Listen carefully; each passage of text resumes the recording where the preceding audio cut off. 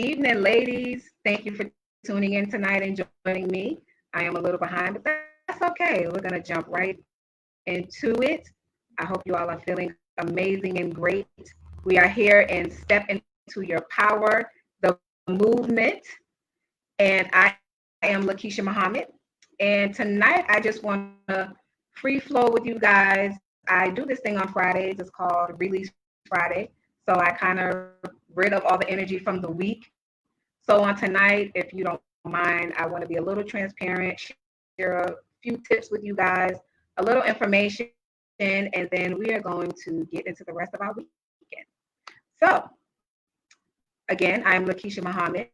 I am a wife, mother of 4 young adults, and I am an author, life coach, empowerment speaker, and I also have a product-based business in CBD and wine. And toward the end, I will share all of that information with you where you can contact me. You can learn more about my coaching program, any other books, or whatever I have out there to share with you guys. So let's talk about step into your power. And I want to start with what it means to me. Step into your power for me. I want to give you 8 tips. And if you can relate to these 8 tips, that's wonderful. If you want to use them, you can. I don't mind. If you can relate, that's even more amazing, right? So my 8 tips for tonight, stepping into your power means to me. Number 1, being yourself. That is the most important thing. Because how can I step into my power? How can I go into the fullness of my purpose if I'm not being myself? Number 2 is loving yourself. Self-love is so important and so key, because if you are someone who has battled with low self-esteem, you didn't know how to love yourself, but then you finally get to a place where you're like, I'm loving me. You start to love you more. And it's an energy that flows and you're able to show other people how you like to be loved. I don't usually use the word how to teach people how to love you, because how you define love may not be how they define love. So loving yourself, and that is a part of your power. Number 3, self-confidence. I've learned this throughout the years in so many ways. Self-confidence, you have to have that. It does not matter what you're doing, what your purpose is. If you do not have self-confidence, you will not be able to do things like this, like get in front of a screen in front of how many people you don't know is watching you. You won't be able to, if you do podcasting. I've learned that even when people can't see you and they can hear you, they can feel your energy through your words and your voice. They can tell if you're nervous. So self-confidence, you must have that. Living your life on your terms, not according to other people. That's another big one for me. There was a time in my life where I felt like I was not living my life for me. I was living my life according to other people, worried about what other people thought. You know, what were they going to say? Well, if LaKeisha did this, what does that look like? If I did that, what does that look like? So I am so grateful today that I am able to live my life and also create the life that I want according to my terms. Number 4, not worrying about other people's opinions of who you are and who they think you should be. That's a big one, because we get caught up in other people's opinions.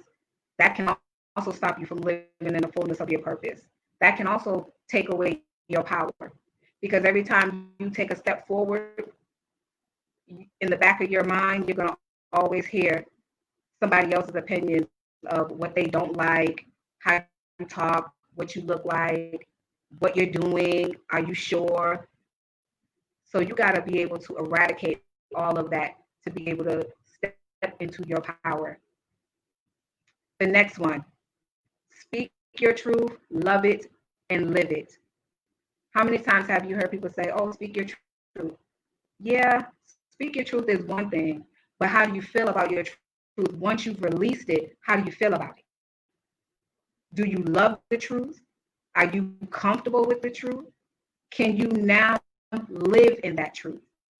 That's what separates the three. So again, speak your truth, love it, and live it. The next one, defy yourself for yourself. I added that one in there because me personally, again, as I shared, when you've been in these different spaces and you've been around different energies of people, sometimes we take on these titles and roles that other people want us to wear. Somebody tell you who you are, and you will accept that. And the reason why you will accept that is because you have not sat with yourself. You have not sat with your divine creator, with your manufacturer to see, who are you? Who am I? How do I feel about me? What do I want to define me? For an example, when I transitioned from moving out of the urban community to a suburban community, and when I would come back into the urban community, to visit family, friends, or whoever, and they would notice something different about things I was doing. They would study my eating patterns, and they would be like, whoa, whoa, whoa, wait a minute. Who is this LaKeisha? Since when do you drink lattes and you like green tea and you only want a salad? Since when? And in the beginning, it was uncomfortable. I did feel a type of way about people calling me bougie. Let's put that out there. They would be like, oh my God, you're so bougie now. And I let that play over and over and over in my mind for a very, very long time. Until one day I said, well, let me really, really go look at the definition of bougie, And when I looked at the definition, I said, okay, this is what bougie means according to the book, but how do I want bougie to define me? So I got to a place where I said, I no longer allow other people to define me. I define myself. So if you want to call me bougie, I'll be bougie. Bougie for me just means I have a different quality taste for today. I have a different quality of taste for what I like to drink, places I like to go, things I like to see and do. That's all bougie means for LaKeisha. Now, however you define bougie, more power to you.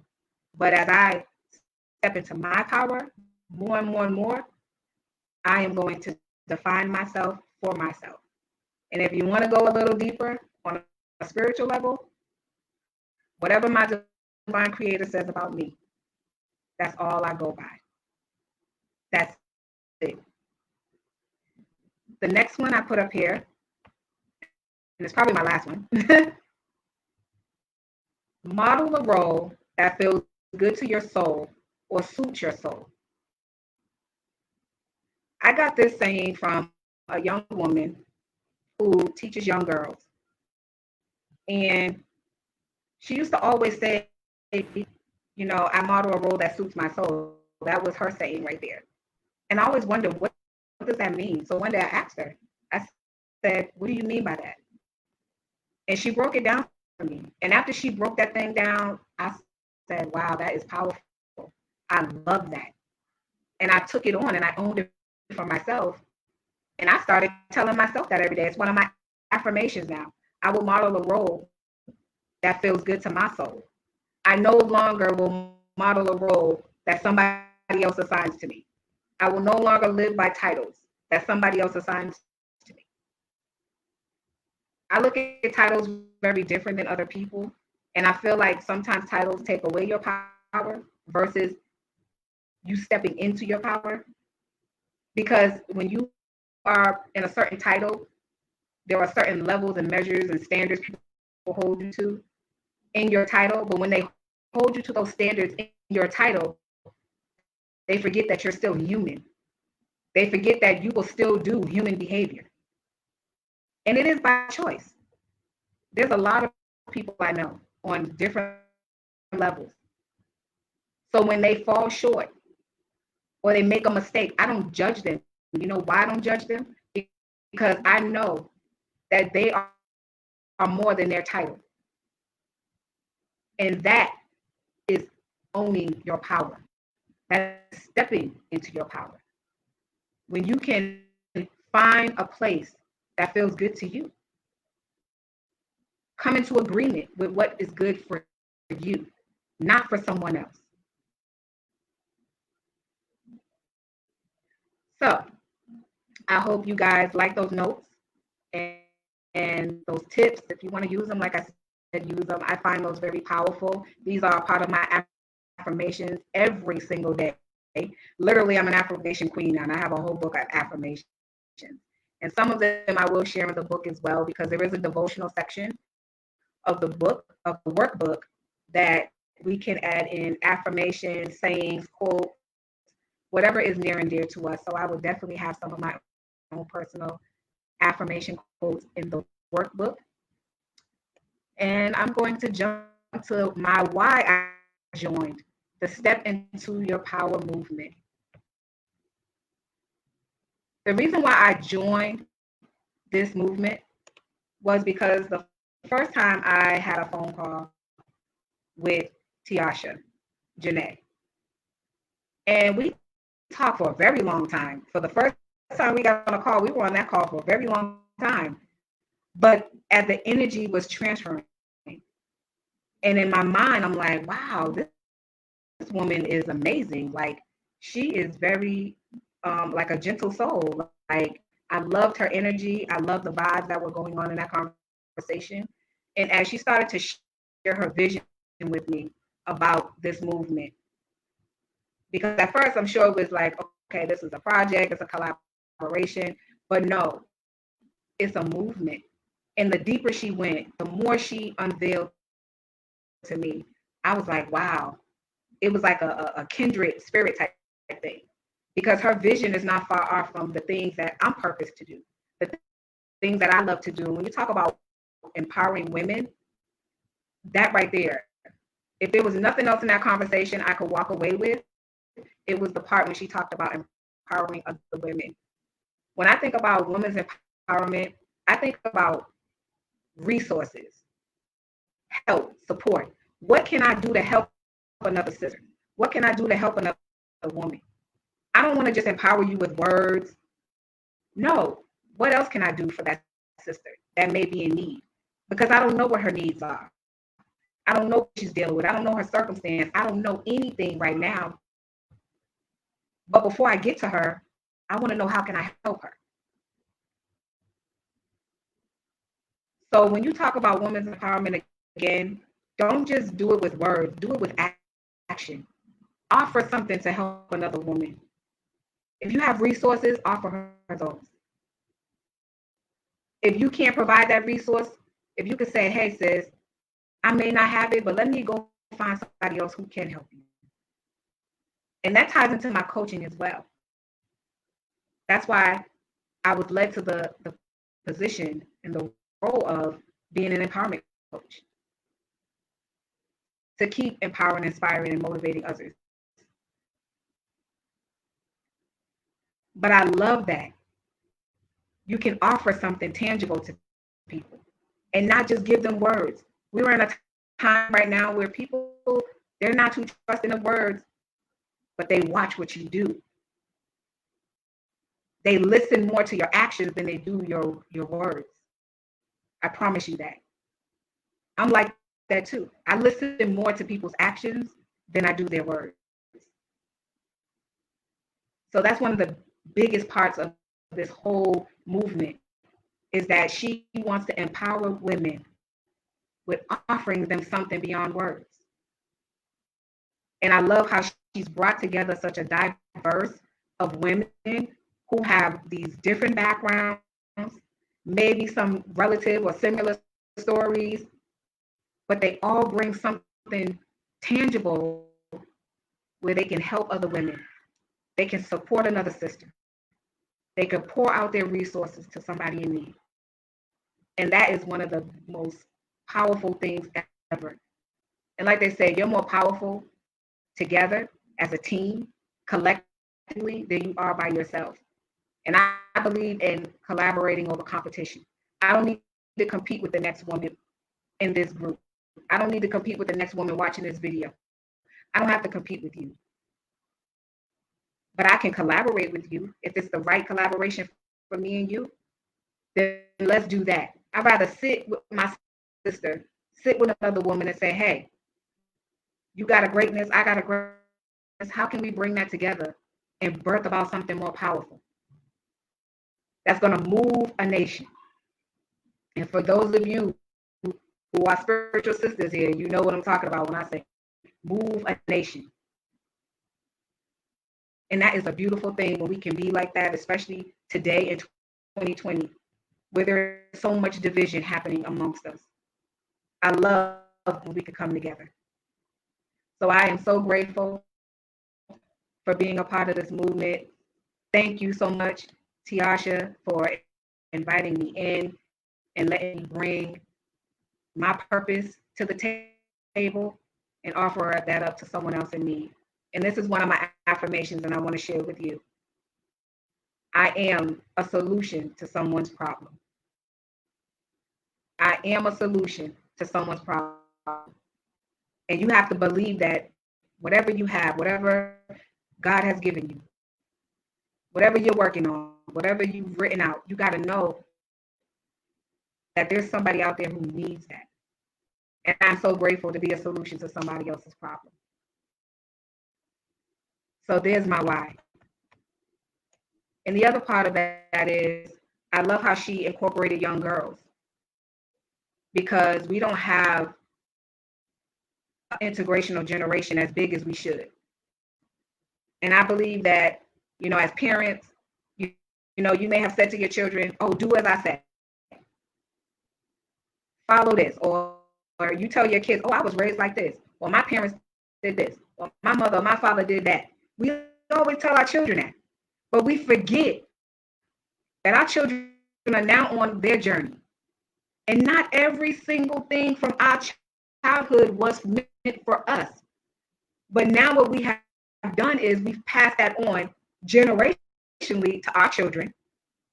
And then if you go and you turn a corner and you do something different, your children are going to come back and say to you, well, remember when you was telling me not to do that? All you can do is silently say, you know what? They're right. And that's because we continue to pass on so much generational information, and a lot of it's not even real. And we have to be honest about that. So if you want to talk about stepping into your power with breaking generational curses, breaking up that generational lie. Stop passing on regurgitated things that it wasn't even meant for you.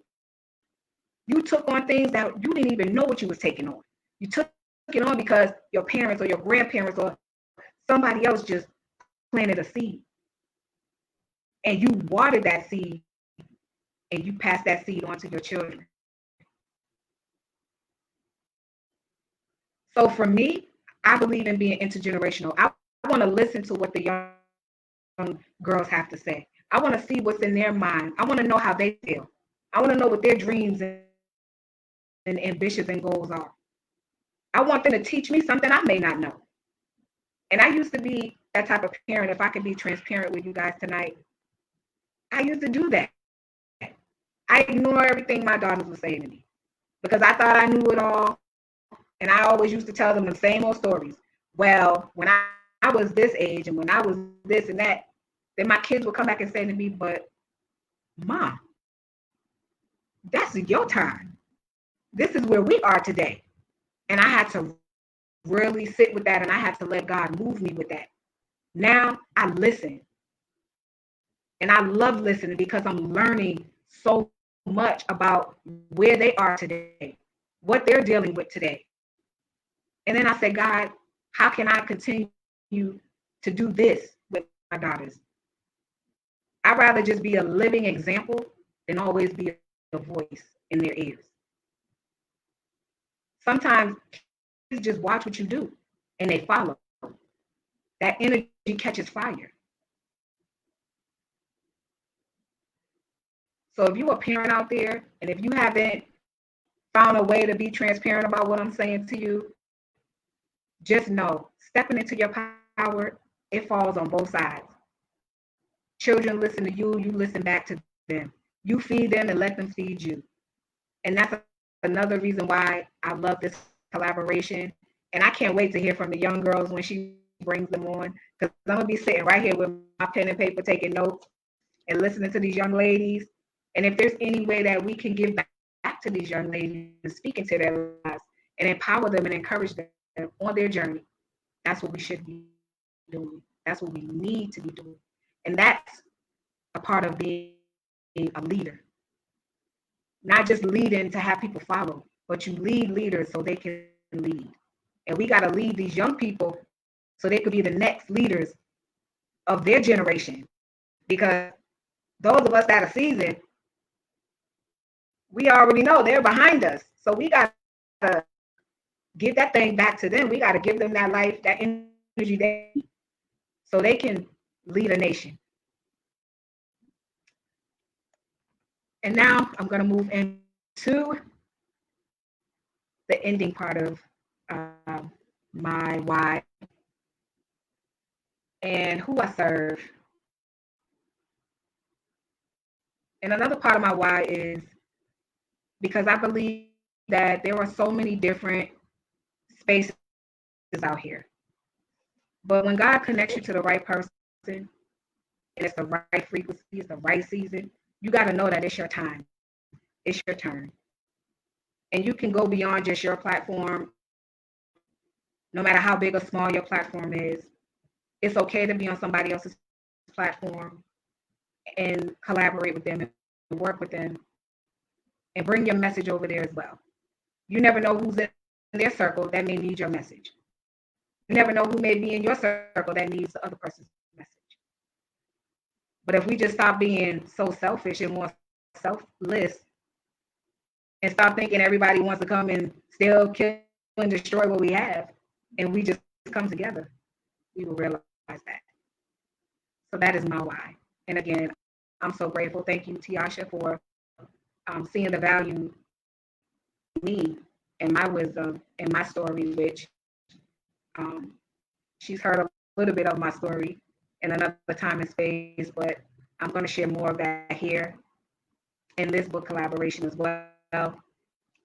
And what I'm actually writing on, I'm going to talk a little bit about abuse, but I'm going to talk about abuse and trauma in different levels: spiritual, mental, emotional, and physical, because I've been in all of those realms. I know what spiritual abuse looks like. I know what physical abuse looks like. I know what emotional abuse looks like.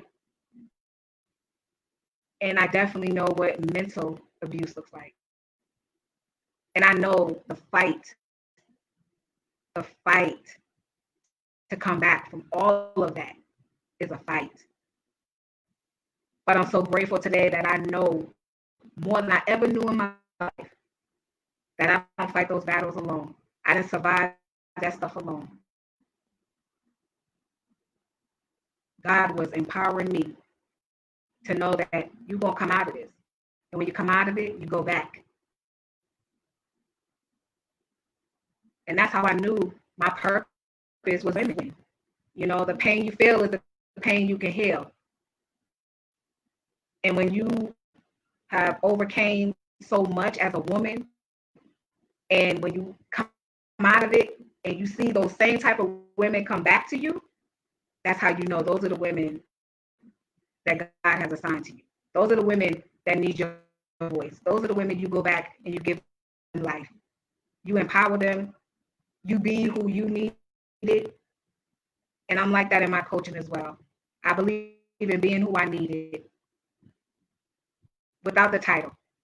I tell people that all the time. No, I don't use Coach LaKeisha on everything. No, I am LaKeisha Muhammad. I am a woman who has been through some experiences. And I am here to share those experiences with you. And if you can relate to those experiences, that empowers me the more to be able to serve you in a way that's going to bring about some type of healing, some type of encouragement, and just help. It's all about helping and serving. Nothing more, nothing less with me. It's about helping and serving and being in the fullness of my purpose.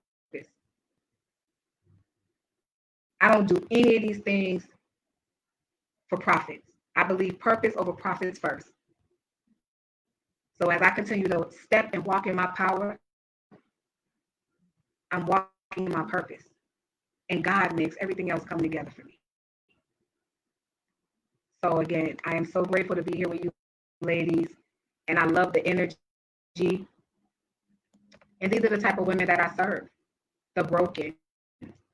The woman who had the low self-esteem. The woman who may have been abused on some level.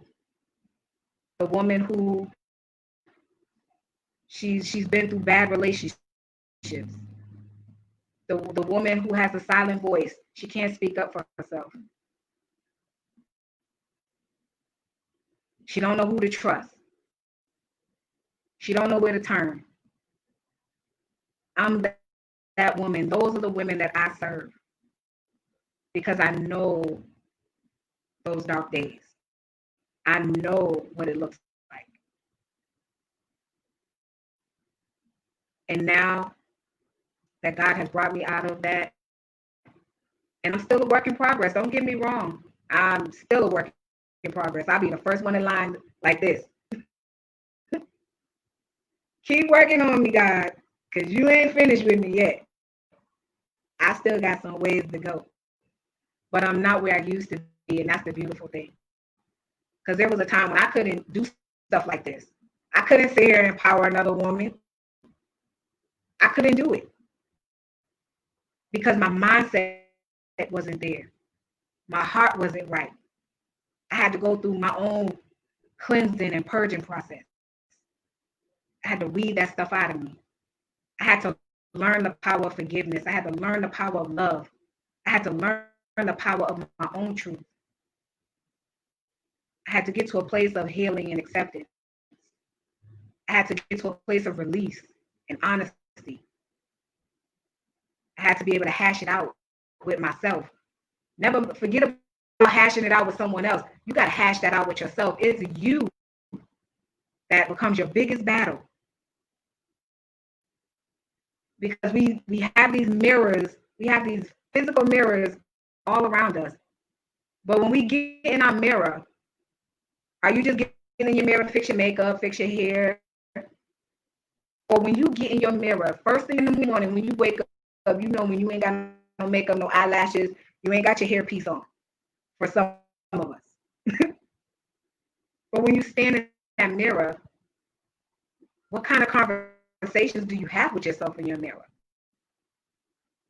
What kind of affirmations do you speak over yourself at the start of your day in your mirror? What do you want to manifest? Because they say words are power. The word that you speak can be life or death. So what are you speaking over your own self? How do you start your day? How do you empower you so you can go empower someone else? Where do you find your inspiration? Because everything that you pour out into someone else, it starts with you. I can't tell you, hey, sis, you're powerful, if I don't feel that way about myself. Some people think, oh, well, me empowering other people, that empowers me. I believe it will empower you back, but you have to already be empowered. You got to already be there. You got to already be walking in that thing. So every morning when I get up and I go to my mirror, I have a deep conversation with myself. And then as God leads me and guides me, that's what I do. I'm seeking those who are seeking me. I speak that every day. Because you will find yourself going in places and spaces that will drain your power. I don't want my power to be drained because I got too much to do. So to stay in my power, I got to make sure I am in alignment with where I'm supposed to be, who needs me, who's assigned to me. You got to be in alignment. Everybody ain't for you. Everyone is not your assignment. I learned that by being totally drained. Totally drained. I learned that lesson. I was pouring into so many people, and I thought it was my assignment. I said, okay, God, I'm in my purpose. That thing came back to me later. God said, no, you're not. I ain't tell you to be over there doing all that. And sometimes you're just a seed planter. You're not the one that's going to water the seed. You just plant it. I learned that lesson too. I just plant my seeds.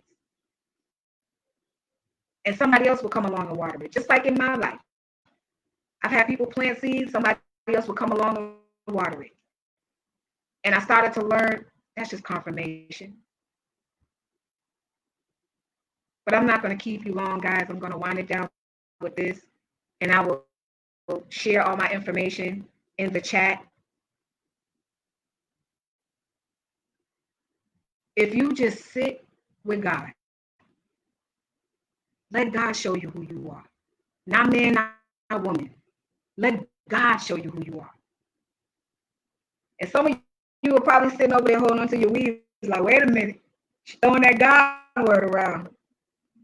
But I'm looking at her little last name on the screen here. Wow. I need all of you to know because I've had this, and I'm not saying you may be thinking it, but I put it out there just to get it out the way. I am not a Muslim woman. I took on the last name because of my husband. And as long as God was okay with me and my husband, it didn't matter to me what other people thought. But that's a whole nother story we can go into. Maybe later you might catch me at an event, may do a video, maybe in a book, but not today. But I wanted to get that out the way. I know who my divine creator is. I know my spiritual journey. I know where I'm at spiritually. And I do talk about God. But do I define God according to another man or woman's view and image? No, I don't. I define God according to what goes on in my life, things I've overcome, things He's brought me through.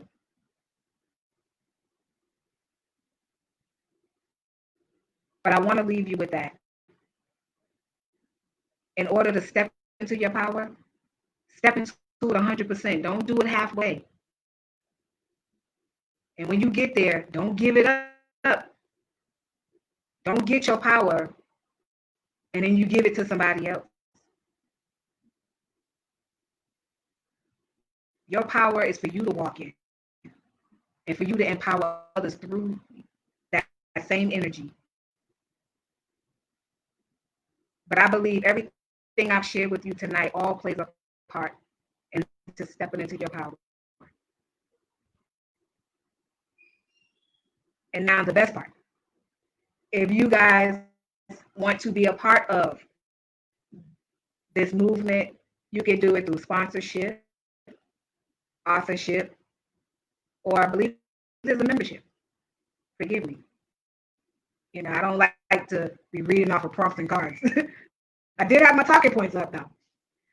But yeah, if you want to be a part of this movement, it could be through any of those. You can reach out to me. You can reach out to other ladies that are part of this movement. I am so excited to see what God is going to do the rest of the way and what else is to come about from this amazing, amazing group of women and girls, excuse me, the girls as well. If you want to just purchase the book or the workbook, again, reach out and you can learn more about my coaching. You can learn more about other books I have or have written. You can learn more about speaker. You can learn more about my wine and CBD business. You can learn everything else about me through my website links. I'm going to share those as well, so you'll be able to go over there and visit the links. And I'm looking forward to stay on this journey with you ladies. And some of you, I am so moved by your stories as well. Those of you that come before me and did your videos, your stories, your testimonies were so empowering to me. I'm a woman who I take it into. We all need a little empowerment every day. You know, this your spiritual walk alone is work. But everything else that comes along with it, you just need a little bit of empowerment every day. So I leave you with these three quotes of mine that I give to a lot of my clients, and that is to stay empowered, stay inspired, and keep yourself motivated. Love on you, love on others, and make sure your divine creator is at the center of it all. Thank you, ladies. Have an amazing weekend, and I love you all. Bye bye for now.